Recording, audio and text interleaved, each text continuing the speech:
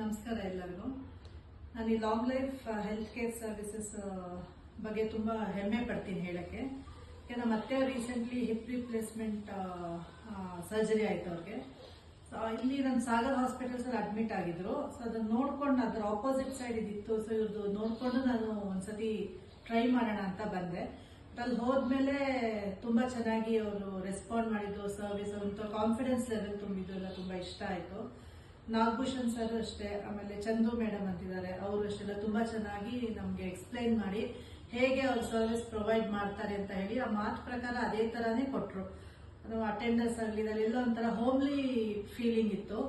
ಅಲ್ಲಿ ಆ ಥರ ನಮಗೆ ಒಂದು ಮನೆಯವ್ರ ಭಾವನೆ, ಯಾರು ಭೇದ ಭಾವ ಅನ್ನೋಂಗೆ ಇರಲಿಲ್ಲ, ಅಷ್ಟು ಚೆನ್ನಾಗಿ ಟ್ರೀಟ್ ಮಾಡಿದ್ರು. ಅದೇ ತರ ಮನೆಗೂ ಅಟೆಂಡರ್ಸ್ ನ ಕಳಿಸ್ಕೊಟ್ರು. ಎಲ್ಲ ಒಳ್ಳೊಳ್ಳೆ ಸ್ಟಾಫ್ ನ ಆನ್ ಟೈಮ್ ಪ್ರೊವೈಡ್ ಮಾಡಿದ್ದಾರೆ ಸರ್ವಿಸ್.